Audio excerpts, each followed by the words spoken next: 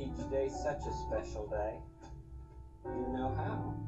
By just your being you. There's only one person in this whole world like you. People can like you exactly as you are. I'll be back.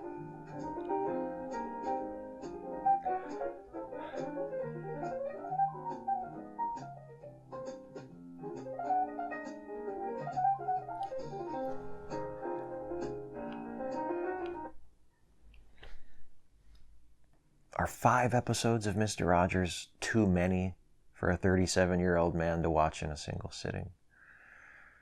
Let me see what else there is. The Case for Christ. Well, I did read the book. How bad could it be?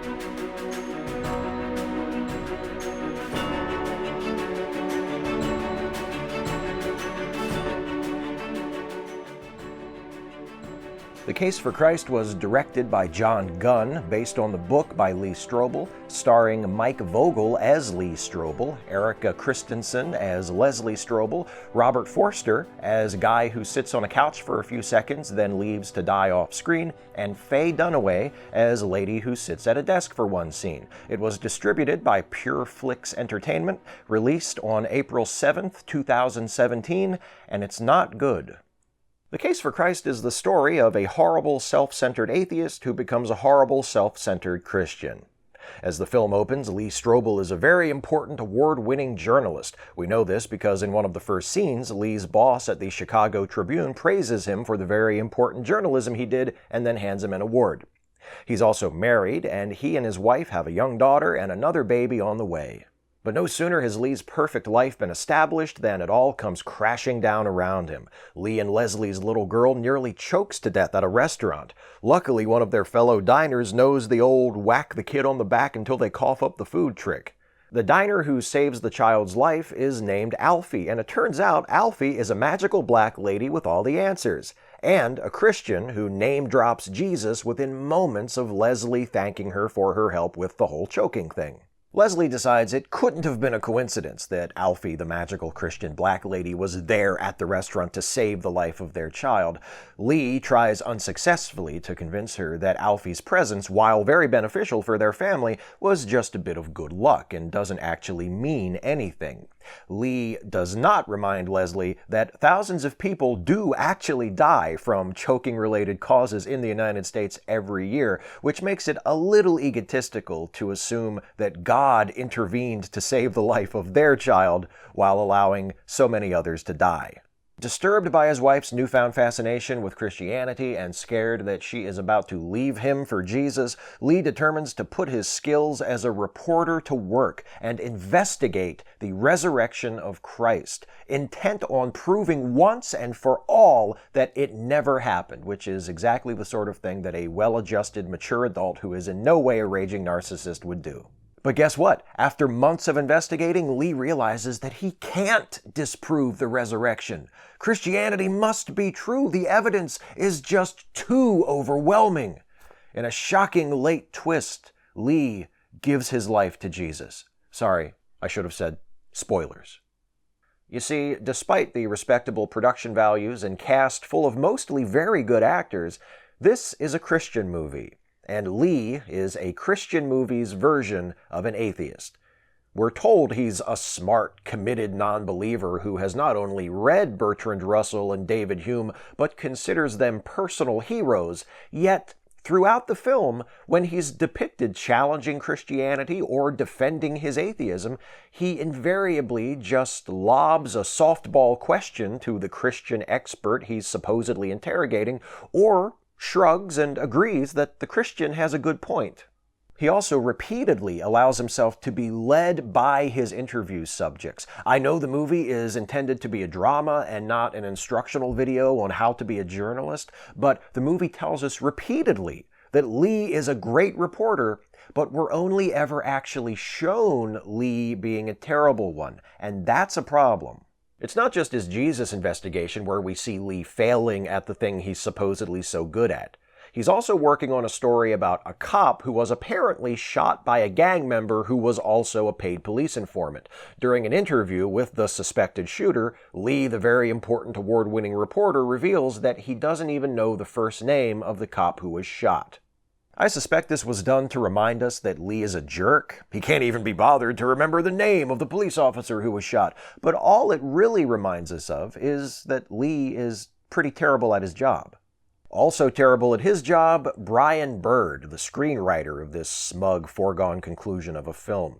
Lee's investigation into the cop shooting pays off when it turns out the gang member they arrested was innocent, and the cop accidentally shot himself and tried to cover it up. Lee feels bad that his reporting helped send the wrong man to jail, so he goes to apologize to the guy they wrongfully arrested. And the guy says to Lee, "You just didn't want to see the truth." This triggers Lee's final epiphany as he realizes that he just didn't want to see the truth about Jesus either. The problem is, that's not what the movie actually shows us happening. Lee doesn't miss the truth about the cop shooting because he doesn't want to see it. In fact, the resolution of the cop shooting story is the only time in the whole movie when we see Lee actually being really good at his job. He deduces that the cop accidentally shot himself with a gun disguised as an ink pen that he kept in his shirt pocket, something even the other cops investigating the case missed. It's that disconnect between what the movie tells us is happening and what it actually shows us that is the case for Christ's biggest flaw. Even if you go into the movie not really knowing anything about the arguments for or against the resurrection of Jesus, even if you can't tell right away that most of what Lee hears from the experts he interviews is misleading bullshit, it's obvious from the start that we're watching a rigged game. Lee interviews a series of experts about various facets of the crucifixion and resurrection of Jesus. All of the experts except one turn out to be committed Christians themselves. It never seems to occur to Lee, the committed atheist determined to disprove his wife's new religion, to interview experts who are impartial or have concluded that Christianity isn't true. Instead, we get a series of scenes that all go pretty much the same way. Lee says, "Hi, I came here to ask you about Christianity, which is all fake and made up." And the Christian expert he's interviewing says, "Actually, Christianity is the most true thing ever, and all the really smart people know that." To which Lee replies, "Oh, okay," and leaves. The movie shows its hand in ways other than the dramatically and intellectually dubious presentation of the central investigation. For instance, Lee's mentor and surrogate father figure is an atheist. And to the movie's credit, this character is depicted as kind, thoughtful, and at peace with himself. But he also equates his atheism with Christianity, declaring that both require a leap of faith, and is only ever seen discussing atheism with fellow non-believer Lee, and then only in the most general of terms. Meanwhile, Christian characters who go out of their way to proselytize, such as Alfie the Magical Black Lady and the newly converted Leslie, are depicted in a totally positive light. And the conclusions of the various Christian experts Lee interviews are presented as incontrovertible. The film's message seems clear. Christians who share their faith with others are doing so out of love and have the facts completely on their side, while the good atheists are the ones who keep their lack of faith to themselves and don't even bother to challenge the claims of Christianity. There's also a bizarre attempt to undermine the basis of Lee's atheism with a bit of pop psychology offered by Faye Dunaway's character, who is supposedly a renowned psychologist and an agnostic. She informs Lee matter-of-factly that all famous atheists had either absent or abusive fathers, and implies that Lee's own daddy issues are to blame for his lack of faith. As with everything else he hears from his sought-after experts, Lee makes no attempt to challenge this statement whatsoever. Also, the film includes perhaps the most judgmental shot of a character applying hairspray that I've ever seen. So yeah, this is a bad movie. It's not all bad. The actors are very good and do probably the best job they could have done given the material. The characterization of Lee as a condescending asshole is certainly not applicable to all atheists, but on the other hand, it's not as if I've never met an atheist like that. The film itself, in general, is actually a little bit less preachy than films of this kind tend to be, although that right there is probably an excellent example of damning with faint praise. And the film is competently made. There's nothing about the direction or the cinematography or the production design that is outstanding, but then again, there's nothing about it that is embarrassing either. And yet the question I keep coming back to as I think about this film is, what does it all mean?